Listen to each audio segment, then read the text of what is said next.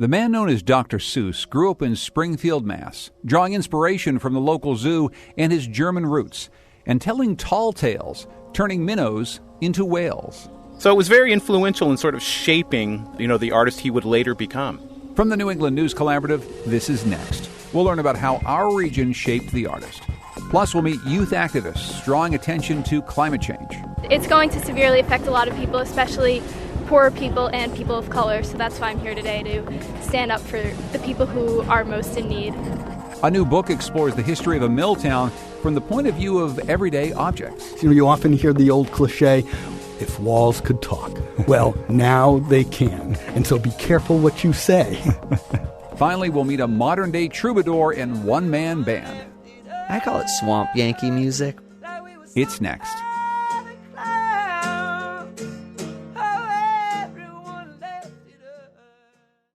Next is produced at Connecticut Public Radio and is powered by the New England News Collaborative, 8 public media companies coming together to tell the story of a changing region, with support from the Corporation for Public Broadcasting.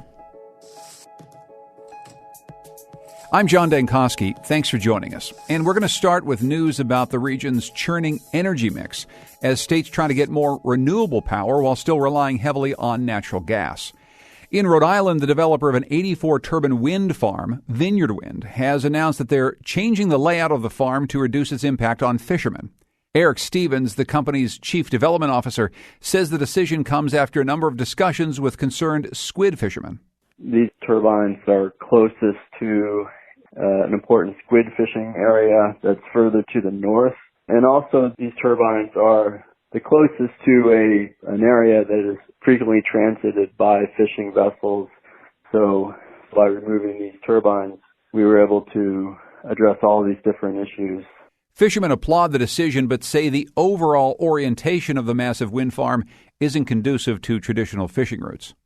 Meanwhile, in Massachusetts, the Department of Public Utilities has approved a 20-year contract for the state's largest utilities to purchase hydroelectric power from Quebec. But opponents are likely to appeal the decision. Dan Dolan, head of the New England Power Generators Association, says the deal doesn't require Hydro-Quebec to produce any additional clean energy. Any hopes that this would help reduce greenhouse gas emissions will be little more than an accounting trick for Massachusetts. A proposed transmission line that would deliver the hydropower through Maine is still being debated. As you can see, plans to get renewable power here face pushback from opponents, but so do projects that would expand New England's dominant fuel source, natural gas. It now accounts for 40% of electric energy in the region, and over the last decade or so, New England has made big investments in gas infrastructure. Proponents call natural gas a lower-cost fuel with a lower carbon footprint that can be a bridge source of power while the region develops more renewables. But many environmentalists don't see it that way. Worries about fracking for gas in distant states, about pipelines cutting through pristine forests, and about the leakage of methane have fired up opponents. In Rhode Island, regulators have rejected a proposal to build a gas and oil-fired plant in Burrillville. This comes at the same time as the Massachusetts Department of Environmental Protection is deciding whether to uphold or revoke a permit for a natural gas compressor station in the town of Weymouth. So what do these two decisions mean for the energy mix in our region? Here with us now is Barbara Moran. She's senior editor for WBUR's environmental vertical Earthwhile. Barbara, welcome back to Next. Thanks for joining us. Hi, thanks, John. And Tim Faulkner is here. He's senior reporter for EcoRI News. Tim, welcome to Next. Thanks so much for being here. Thanks, John. I appreciate it. Tim, let's start in Burrillville. Remind us about the proposal for that power plant there. Well, that was a 1,000 megawatt natural gas and diesel fuel power plant that was proposed for a rural part of Rhode Island. And it was proposed about 3.5 years ago as you mentioned, as sort of a bridge fuel power plant that would be a bridge to more renewable energy, and that's how the governor promoted it when it was announced. And it pretty much from the beginning received a lot of pushback from the community and then from the state, and eventually, after going through a very long application process, it was denied by the Energy Facility Siting Board last week. Why all the opposition from the start? What were they mostly concerned about? I think there were a number of things. The folks in the community of Burrillville, they already have a power plant of a medium-sized natural gas power plant. They have a large compressor station there that also went through an expansion recently. So there were some folks in the community that I think had a really strong sense of the environmental impact of some of these projects. And, as you know, a lot of them were happening across New England. So they raised awareness. They got a lot of community support. I think they were able to convince a lot of the community leaders to see that these plants were probably more of a burden on the community than they were, a support, economically. So I think that kind of grassroots pushback right from the start, I think, created a lot of awareness that eventually made this a really difficult project to approve. But the rejection of this proposal really was about whether or not it was necessary for the energy mix, not so much just the complaints from locals. Right. Yeah, that was the thing. They never really got to the environmental issues, which was one of the big things that the board had to decide. They just right off the bat looked at the need, whether or not it was needed for the energy mix in the future. And when the application was submitted in the end of 2013, according to a lot of the projections and reports for the region, looked like a power plant like this might be a nice fit. But I think because the project took so long and a lot more renewable energy and energy efficiency and even things like backup battery storage were coming online, it really made a power plant of this size look like it didn't have much of a future. So meanwhile, in Massachusetts, there's a debate about whether or not to build a compressor in Weymouth. Barbara, maybe you can tell our listeners, first of all, what exactly is a compressor? Yes, my favorite question. So, interstate pipelines for natural gas go, hundreds or thousands of miles, and every 50 miles or so, there's a compressor station, which kind of gives the gas a boost so it can continue to have pressure to go up the pipeline. So a compressor station is sort of a big industrial facility with turbines that sort of increase the gas pressure to give it a boost up the pipeline. How far along is this project in development? Well, this has been going on for a few years now, and it's sort of a long permitting process to make it go through. So it's been kind of underworks for a few years now. How do residents there feel about it? Is it sort of like what the folks in Rhode Island were saying about this gas-fired power plant? Well, it's sort of the same and sort of a flip. The concerns from citizens came mostly about safety, right? So for air quality safety, because the natural gas compressor station would emit methane, both sort of regularly and also during these blowdowns where it has to release pressure. It releases a lot of methane and other chemicals that are in frac gas into the air.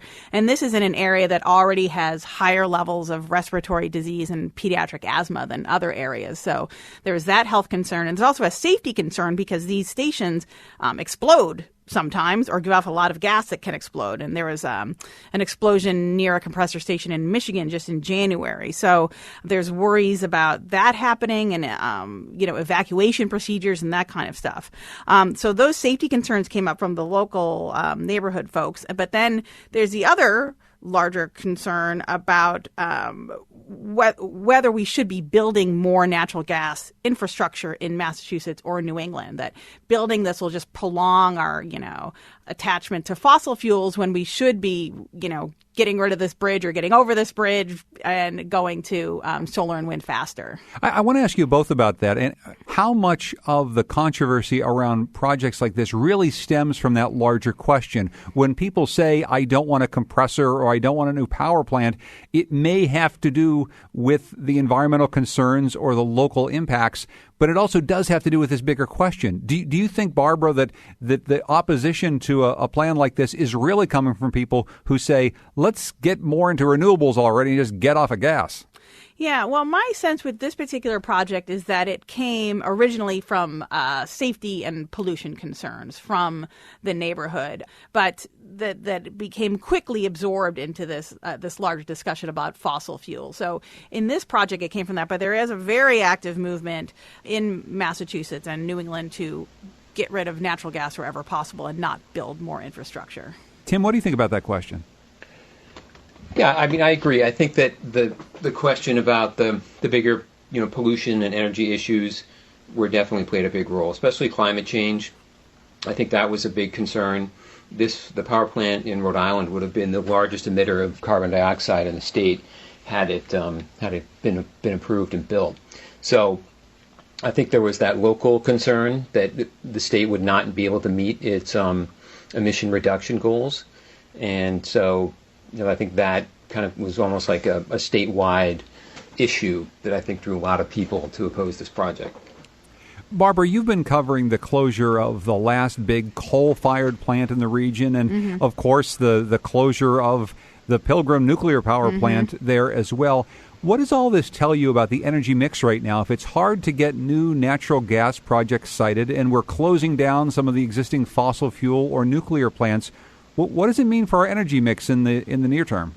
Well, I think we've got enough energy to keep going in the short term. The question is more about are we going to be able to meet our greenhouse gas reduction goals with the current energy mix? And that is probably not the case, using as much natural gas as we're using now.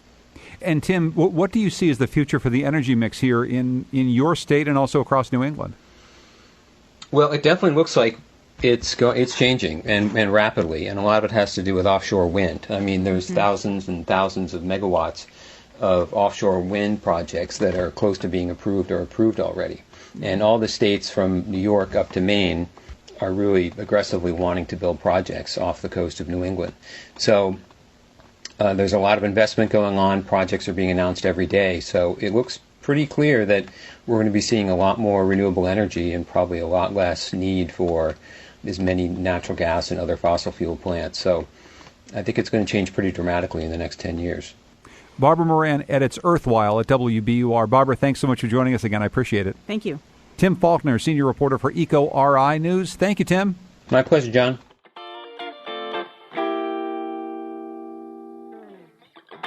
Coming up, we'll hear the story of a New England mill town, told in poetry. But first, exploring Dr. Seuss's New England childhood. From the New England News Collaborative, this is next.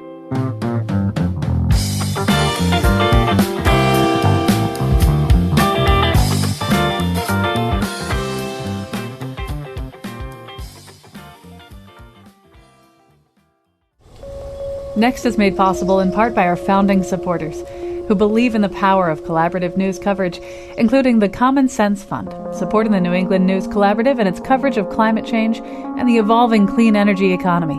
Support also comes from Douglas Stone and Mary Schwab Stone through the Smart Family Foundation of New York. Growing up reading Dr. Seuss books, like, well, just about everybody else, I imagined that they were written by someone who lived in a fantastical place, filled with oddly shaped trees and strangely named animals. But it turns out that Dr. Seuss, born Theodor Geisel, actually grew up in the rather normal town of Springfield, Massachusetts. A new biography by Brian J. Jones explores how his New England upbringing and Dartmouth education shaped Geisel's work. The book is called Becoming Dr. Seuss, Theodor Geisel and the Making of an American Imagination. Jones told us what Geisel's childhood in Springfield was like. Theodor Geisel was born in Springfield in 1904 and is very much a product of that time. And Springfield, Massachusetts, when I was researching the book, I always really loved to go and see where people live. Sense of place is really important to me. And you can actually see a lot of Springfield still there that ends up showing up in a lot of his books later. There's a lot of interesting architecture, and down in the cemetery, there's really interesting sculpture with a lot of stairs and a lot of pillars in it. The gunnery is still there with the archways and the turrets on it, which looks like something out of Bartholomew Cubbon. So there's a lot of architecture there that really influenced him and shows up in a lot of his later work.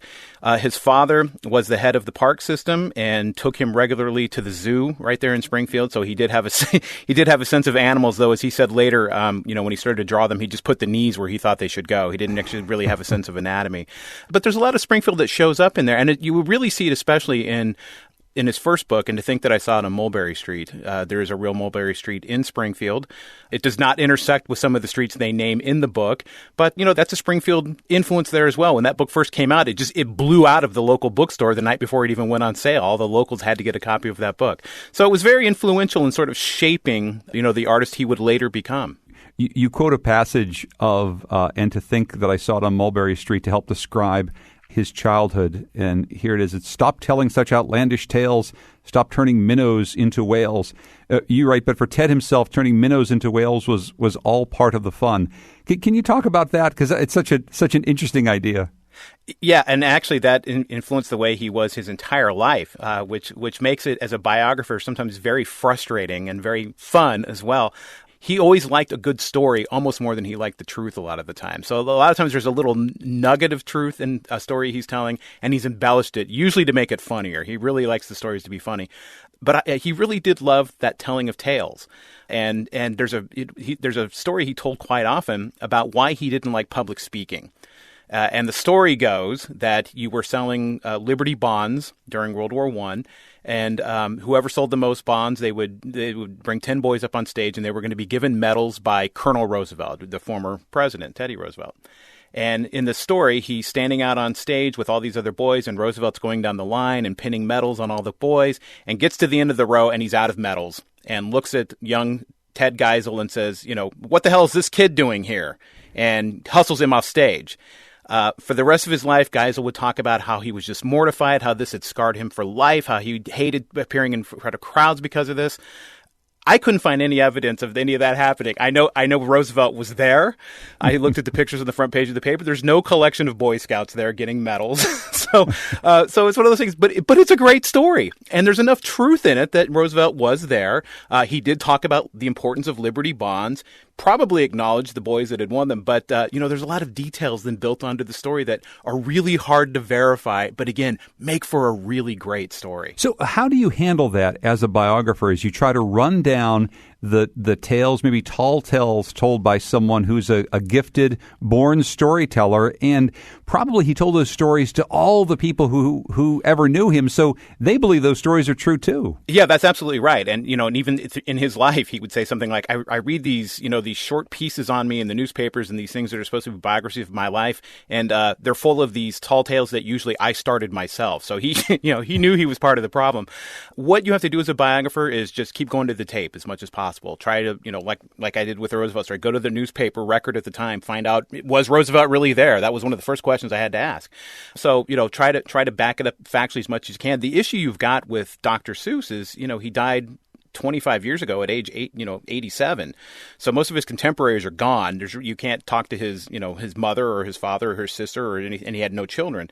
So there weren't a lot of people growing up with him who could verify these stories or not. So a lot of times it's trying to find out what the actual record was on where people were.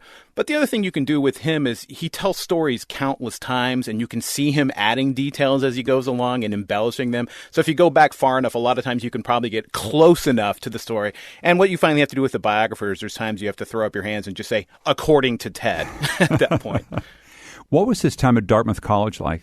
So his time at Dartmouth, the most important thing that happened to him at Dartmouth is he, by his senior year, became editor of Jack-O-Lantern, the humor magazine. Was not a fantastic student. Again, there was a lot of embellishment in his own story on how he got into Dartmouth and so on. He was very influenced by an English teacher there in Springfield, who I think really appealed on his behalf to Dartmouth and helped get him in. And, in a way, it was kind of the local college. It's hard to believe now, but if you didn't know where you're going, you just kind of went upriver to Dartmouth. It's funny because somebody who came from a German-speaking family listened to the German language all the time, which I think is actually important in his development as a writer, and his sense of words and his sense of rhythm is growing up in a household where your aunts and uncles and your parents, everybody could speak German. He actually ends up getting only a B in German. I think the only time he ever gets an A, he has an A one semester in German, but even German courses at Dartmouth, he's getting B's and C's in. So he's not really there to do a lot of studying, but it was really important to him from day one when he walked in. He was determined to be editor-in-chief of that humor magazine and ended up being there. And that's where he really starts to play with the form and start developing a little bit more as an artist, as a cartoonist, and as a writer, which I think is really important. He's not just drawing, he's actually writing text pieces there at Jack-O-Lantern. When he gets out of Dartmouth, he begins a career as an illustrator, and a successful career. And I'm wondering about how he makes the transition from using one part of his talent then into the work that he's so well known for today. Well, it's interesting because after he leaves Dartmouth, he goes to Oxford for a year because he wants to become an English teacher, and gets over to Oxford and once again has zero interest in doing really any studying, but is filling up his college notebook with drawing after drawing after drawing, and meets a young woman in class named Helen Palmer, who would end up being his wife, who is looking at these notebooks and says, you shouldn't be out there teaching English. Somebody like you with this talent, you should be drawing for a living. And he agrees she's right, and he agrees with her so much that he marries her. And they move back over here, and he's really trying to make it as a cartoonist. And it's hard to believe, but this is a day when you could make a living submitting cartoons to the New Yorker and Vanity Fair and Judge and things like that. He's trying to just find his way with these one-panel cartoons. Lots of cartoons about drinking. People used to look for cartoons by Dr. Seuss at one point. He's really finding his way, trying to figure out how to make a living doing this. Does end up sort of scraping into it and becomes more and more popular as he goes. And he's writing text pieces in Judge magazine. So again, it's not just the art; it's the writing that he's learning how to do. And that's really when he's getting started. But the art, when you see these, don't necessarily still look like what we think of as Dr. Seuss. For one thing, there's a lot of people in them. Which we don't normally get in Dr. Seuss cartoons. What happens with him while he's making his way as a cartoonist is he ends up drawing a cartoon of a knight in bed with a dragon's head in its lap. And the caption is, darn it all, another dragon. And here I just had the place sprayed with Flit, which was a bug spray at the time. Pretty good joke. But what happened was the head of the advertising firm that was doing the Flit ad campaign saw that cartoon and hired him based on that cartoon to become their ad man for the Flit campaign. So for 17 years then after that, Dr. Seuss is making his living doing Flit ad campaigns. They're owned by Standard Oil, so he's doing motor oil campaigns and boat oil, things like that. But Flit is the big campaign he's doing. So that's really paying his bills while he's drawing the cartoon still and he's writing for Judge. But his contract with Standard Oil is very exclusive in the sense that he can't take a lot of other outside work. He's permitted to do some of his cartoons, but he can't do a lot of other things. And he sort of found that creatively stifling in a way. And so he was looking for other things he could do, but was restricted by that contract. Well, one of the things he was not restricted from doing was writing and drawing books for children. So as he always said later, I'd like to be able to tell you that I got into this because I felt this compelling need to tell stories for children. And that would come later. But mainly he did it because there was money on the table. He was permitted under his contract to do a book for children. And so he was on an ocean voyage. They got caught in a storm and he's sitting in the bar, as he was usually inclined to do, and listening to the thrum of the engines deep down in the boat and that rhythm, that regular rhythm of the engines, he started writing words to it. And that's when he started adding, and that is a tale that no one can beat. And to think that I saw it, working with the rhythm of the book, and to think that I saw it on Mulberry Street. So that's when he starts writing the verse that becomes, and to think that I saw it on Mulberry Street. One of the things I want to ask you about, and you, of course, have to tackle this in your biography, is his politics and the fact that he is in many ways a very problematic character. Can you talk about that complexity and Sure. perhaps the political side of Dr. Seuss and what he truly believed in? Yeah, Dr. Seuss's own politics are probably today we would call them very progressive. Very liberal. At the time, back in World War II and in the years leading up to World War II, he was drawing editorial cartoons for a very left-leaning newspaper in New York called PM. He has some problematic moments. Some of his really problematic moments actually come in his early advertising days, back in the 1920s. But the way he portrays Asian Americans in his World War II cartoons is sort of consistent with every other bit of U.S. propaganda. If you look at the posters they show you at the National Archives here, they're really terrible. And it's not a good look for him. And where he really should have known better, the one that really gets a lot of traction, it's the one people pull up and really still talk about today. He really fell hook, line, and sinker for the argument that Japanese Americans should be in these camps. And it's a terrible look for him, and he should have known better because, as we talked about earlier, when he was a child, he was guilted by association. People were throwing rocks at him because he was German, and he was a German American, and we were at war with Germany. He was doing to Japanese Americans what his own childhood friends had done to him. So that one's a really bad look for him. He really fell for the propaganda that was coming out of the Department of Defense on that one. In his lifetime, he was asked about this, and what he said was, he said, I thought back then this stuff was kind of funny, and I look at it nowadays and I'm really not so sure. So I think it was something he even struggled with. But apart from that, and I'm not dismissing this, if you look at his other editorial cartoons at the time, he really had Charles Lindbergh's number. He did not like the anti-Semitic junk that Lindbergh was spewing at that time. Really went after him hard. Really goes after the KKK. Really goes after the U.S. government, for example, when they're not issuing government contracts to African American businesses. There's a great cartoon of somebody sitting playing a piano and Uncle Sam standing behind him and says, it sounds a lot better when you use both the black and the white keys. So there's a lot of progressive politics going on along with some of those problems. But I believe he evolved over his lifetime, and I don't think you can be somebody who's writing a book like The Sneetches and not mean it. He came back to Springfield in 1986 for the town's 350th anniversary celebration. What kind of reception did he get?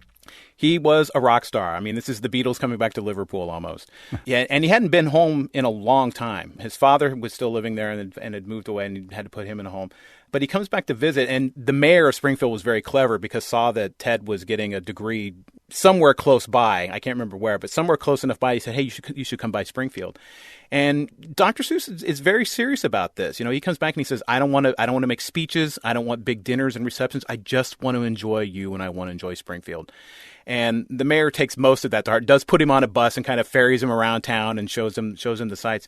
But there's a great moment when the bus pulls onto Mulberry Street. And he steps out of that, and his wife is so shocked because he actually wants to step out of the bus. And it's just, the street is just lined with hundreds and hundreds of children and teachers and librarians. Steps out of that bus and the crowd goes crazy, and children are pressing forward, and he's trying to shake all their hands. And they all shout out, thank you, Sam I am," at him.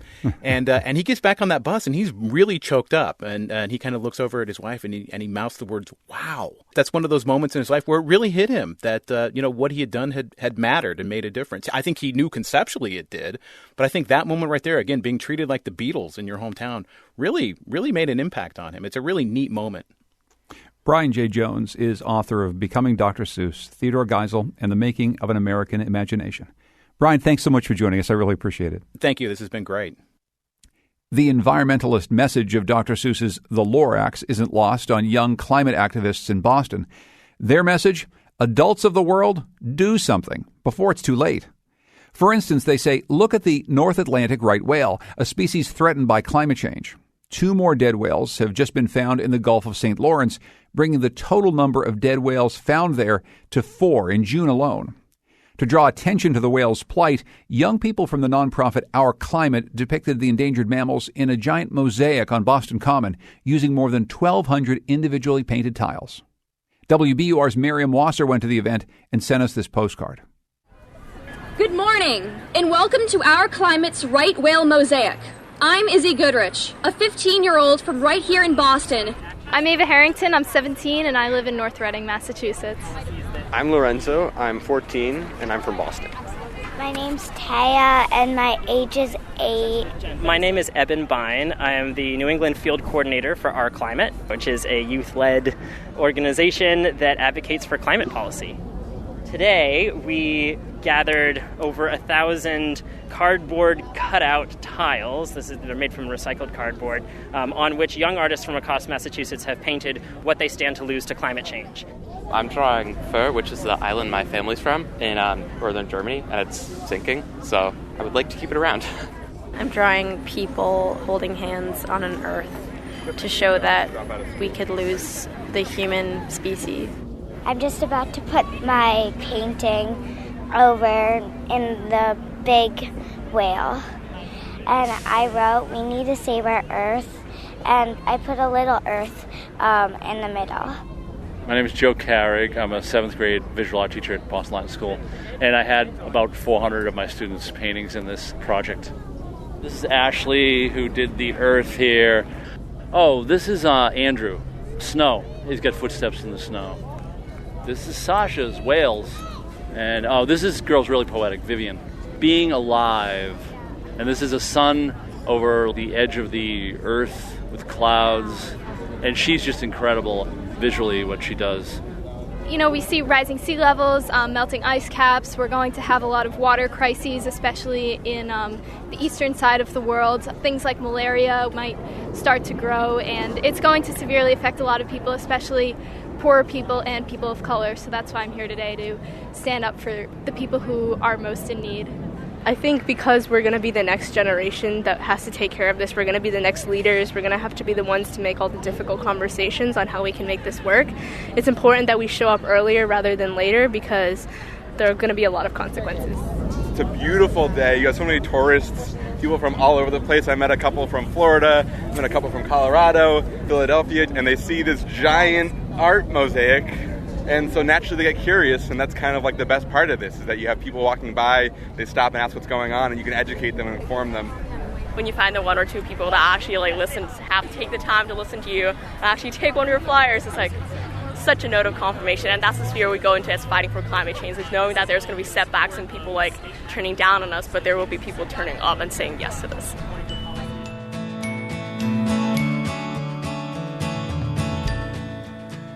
Coming up, we'll hear from a one-man band who calls himself the Suitcase Junket. From the New England News Collaborative, this is next.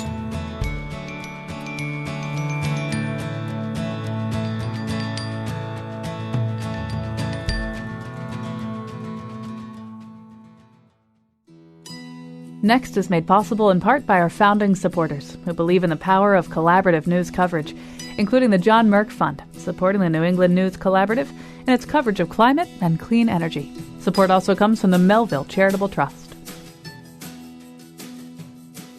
The Quinnipiac River flows about 40 miles from central Connecticut into Long Island Sound.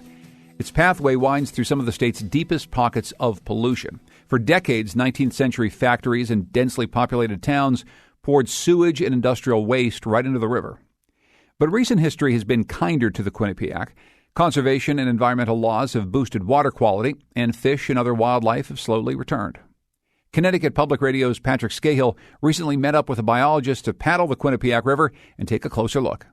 My life vest is zipped. Our paddles are ready, and Pete Picone, my guide for today, is ready to cast off. With a push, our canoe begins its journey down the river. We float down a canyon of trees, paddling through columns of dappled light. Picone is on the lookout for wildlife. Now that bird there is a great crested flycatcher. Weep, weep. That one is a cavity nester. Above us fly Baltimore Orioles. We see the wings of a great blue heron fan out before us as it shoots skyward, and all along the riverbank is another bird, the spotted sandpiper. They're a very identifiable bird. There's one right there, right there. That was his call. Did you hear it? There it is, right there. For a long time, wildlife on the Quinnipiac was virtually non-existent. Pollution from industry in the 19th and 20th centuries killed off fish and chased away birds. And if there's a river that needs, help and attention, it's this river. But there was an upside. In the 1800s, that pollution inspired some of Connecticut's first environmental laws. And over the next century, regulation and litigation helped to clean up the river. Most recently, funding work that wrapped up this spring to remove old dams and water pipes from the river. It's had a lot of challenges, and it's on its comeback, and we don't want to lose that comeback. We want it to get stronger and better. Conservationists say those removals open the river to migratory fish like American shad and river herring for the first time in 150 years.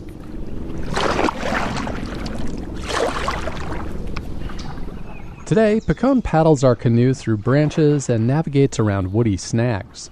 But we have to be careful because there's some shallow logs. In the canoe is a hacksaw, just in case we get stuck and need to cut our way out. But today, we've been lucky. Even though there are some downed trees, we pass right on through. The river's been very friendly to us, I'll tell you. Around a bend, our canoe finds itself enveloped in a field of floating white downy puffballs. For a few seconds, it feels totally alien. Countless translucent speckles hovering and scattering light all around us. That's the seed of the cottonwood tree, which cottonwoods are very common along the floodplains. This is the time of the year that it produces its seed, and that's what you're seeing. Overhanging shrubs cling to nearby riverbanks. It's silky dogwood, a plant that's a great hiding spot for wood ducks and muskrats. For Picone, the river's mystery and variety is its charm. You're on your own. You're doing your own thing. You're enjoying nature. It's an adventure. That every bend has something new, different. A few minutes later, our journey ends. We carefully take out our canoe, but as we walk, the river has one more surprise for us. Right there. Yeah, right there. That is a bald eagle right there. Wow. Awesome. Look at that. That is special, man. Wow. The eagle dives, powerful and fast, welcomed back by our river that's slowly returning to the way it was long before we got here. For the New England News Collaborative, I'm Patrick Scahill in Hartford.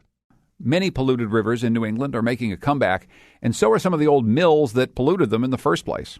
They're being turned into high-end lofts, artist spaces, and modernized manufacturing sites. It's this history and transformation that David Leff explores in a new book of poetry called The Breach, voices haunting a New England mill town. Leff is no stranger to this issue. He's the former deputy commissioner of the Connecticut Department of Environmental Protection, and he's lived for 30 years in one of these mill towns where manufacturing is long gone, but the mill buildings still hang precariously over the edge of the Farmington River. It's a familiar landscape. I live in Collinsville. The old Collins Company axe factory is in my backyard, and I've traveled throughout Connecticut and throughout New England, and old mill villages have always been a fascination for me. I think they have incredible stories to tell, both in terms of the larger black letter history that we read in history books and the history of individuals and families. They're very compelling sites. Why did you choose to tell the story through the lens of everyday objects, a lava lamp, a typewriter, an umbrella, just things found? It's kind of a cliched environment when you go to these mill villages and you see the old brick factory and you see the river running by and the dam and the water rushing over it and the worker housing built up on the hill and then the executive. It has become something that we kind of see all the time, we become a little numb to. And so what I wanted to do is jumpstart people's thinking by coming up with a different way of presenting that material that would then kind of open the gates of understanding, that would enable them to see what we take for granted in a new way. And so I came up with, why not the objects? You often hear the old cliche, if walls could talk. Well, now they can. And so be careful what you say. The walls are listening. They may be. So the people get a sense of what exactly this sounds like. Maybe you can do a brief reading from the book. Do you have something for us? Sure. I'm going to read a poem about the wood stove in back of the local hardware store. Harold Oak Stove, number 16. Paunchy middle-aged guys better not call me pot-bellied. I'm cylindrical, over 5 feet tall from leg to shiny nickel finial. Made by O.G. Thomas of Taunton, Mass., I've a goodly 16-inch fire pot. Been back of Rockwood Falls hardware since Christ was a corporal. Old-timers gather round to smoke and swap lies even in summer, though there are more when I'm stoked to ward off the cold. A few pull up an old nail keg, but most stand on the squeaky hardwood floor, talking with their hands as sure as their voices. Always been weather and sports, a few laughs. Never seen nothing like the resentment over the factory, glowing hotter than any cherry coal I ever held. Some say it's fickle markets or foreign exchange rates what killed the company. You got your conspiracy types and backseat drivers who knew Jenkins should have bought Miriam's steel box or that little eyelet company over Waterbury Way, making drawn metal lamp parts.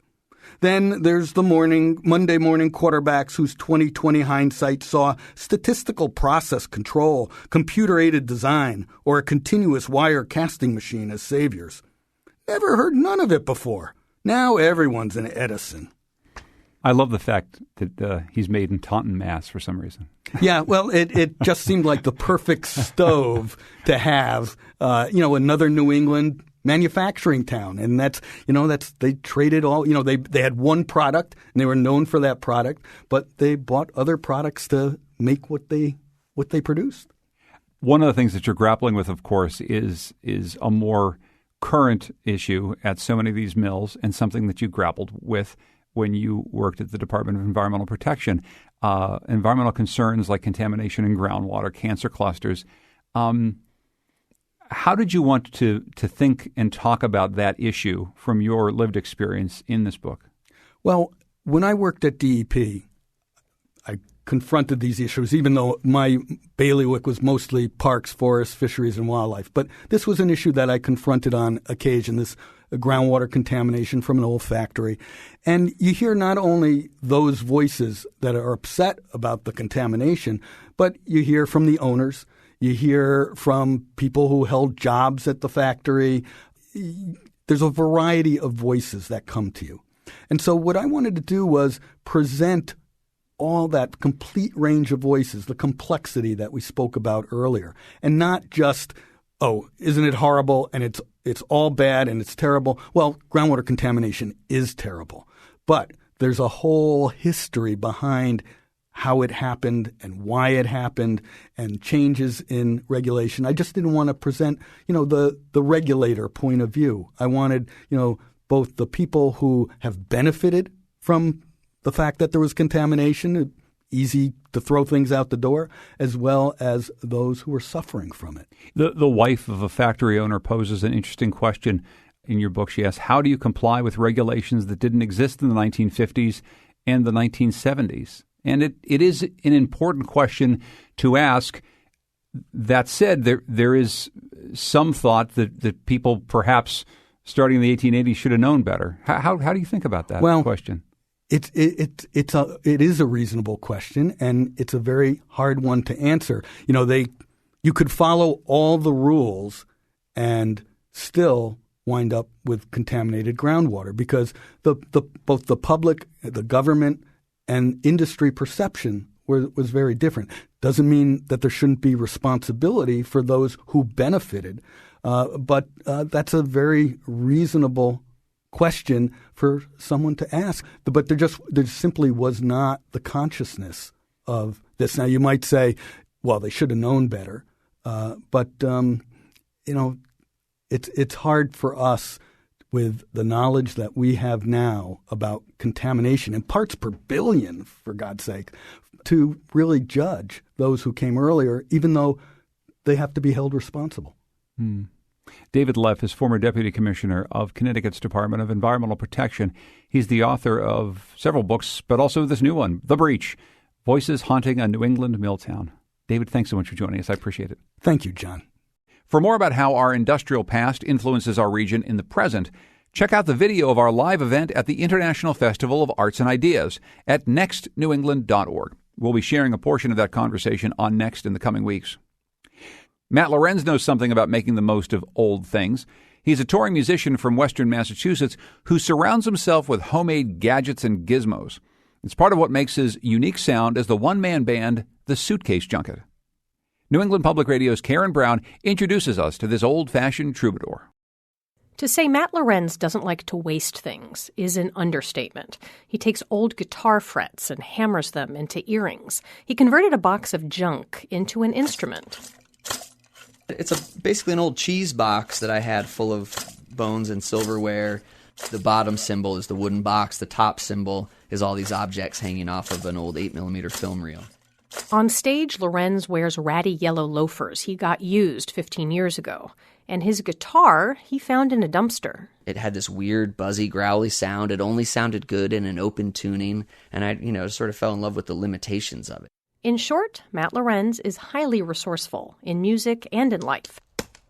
I met him at his farmhouse in Leverett, Massachusetts. He was on break from touring, putting logs into an outdoor oven so he could boil sap into maple syrup. You keep a boil going, so you feed the fire from this side, and it's fierce right now.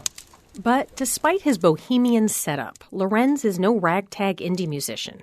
He's signed with Northampton record label Signature Sounds, plays about 200 gigs a year, has a publicist, a booking agent. He's just released his 7th album called Mean Dog Trampoline. Yet even that is a product of his offbeat recycling methods, including lyrics that came from a homebuyer's workshop he once attended. I found notes from it, and they were completely incoherent. It looked like I was mostly drawing little imaginary creatures and writing down the occasional word, without any reference points on the page. Danger, sanitation, leaky windows and lawns. But being someone who doesn't like to see things go to waste, even, my own idiot scribblings, I scraped them together into a tune. But the mean dog and the trampoline, which is sort of the chorus of that song, are two things that insurance companies apparently really don't like you to have. Lorenz has been making music since he was a child in southern Vermont, taking piano, violin, and saxophone lessons. At Hampshire College, he created a major around experimental music. He spent a few years working on farms, painting houses, and playing in bands on the side. By 2009, he was making a living as a solo performer.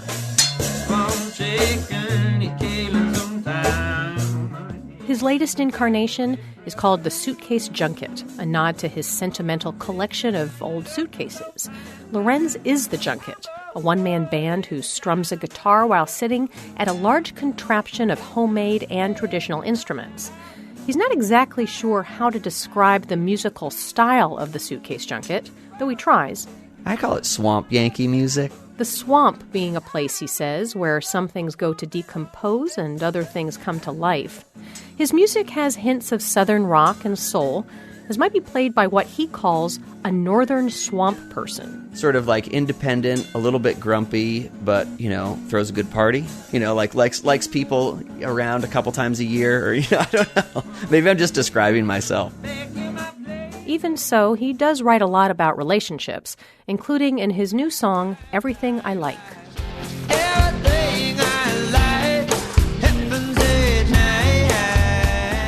Like a lot of songs, it ends up having sort of themes of love and not being able to communicate with the person you love, and this sort of like confusion and mystification that is people knowing each other.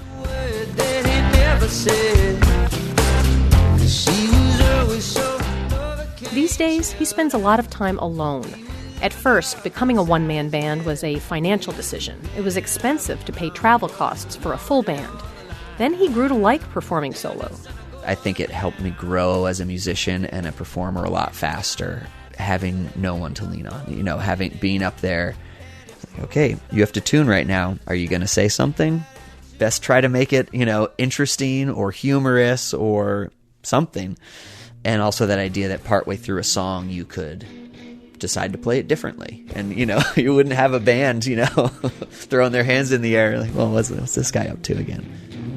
Alright, you were song, alright, you were letter. I make you feel good and then I make you feel better. I show you my weakness, I show you my... One challenge of a one-man band is not coming across as a gimmick. It's like, it's hokey. Sometimes just saying one-man band, you're like, you can see people cringe a little bit. The reason it has that reputation is because you get people who they aren't necessarily saying anything. They're just making a bunch of noise, and fair enough. I, like to think that I'm saying things as well as making a bunch of noise.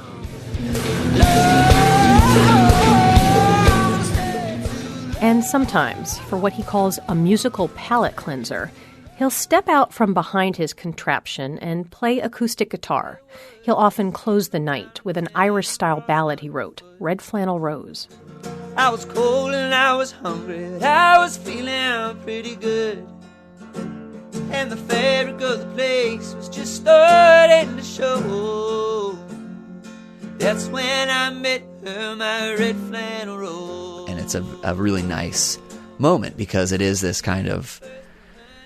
everything is stripped away, It's like, and then there's also just a song in a room. She's never crying. There's a spot in my heart where not much anything grows. Except now there's the sprout, the red flannel rose. Matt Lorenz, the Suitcase Junket, is touring with his new album, Mean Dog Trampoline, until next February when he takes a break for maple syrup season. For the New England News Collaborative, I'm Karen Brown.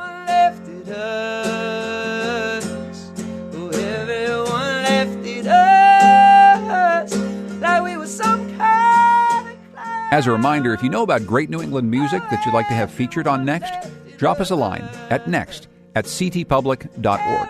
We've got a Spotify playlist of some of the artists you've already sent us. You can check it out at nextnewengland.org. This week we featured music by Todd Merrill, Goodnight Blue Moon, Binger, and Dave Richardson. If you usually find our show on air but want to hear it anytime, just search for Next New England wherever you get your podcasts. Our program is produced by Lily Tyson. The digital producer is Carlos Mejia. The executive producer is Katie Tolarski. We had help this week from Mike Garth and Stu Rushfield. The New England News Collaborative is powered by the Corporation for Public Broadcasting, Connecticut Public Radio, Vermont Public Radio, New Hampshire Public Radio, Maine Public Radio, New England Public Radio, WBUR, WSHU, and the Public Radio.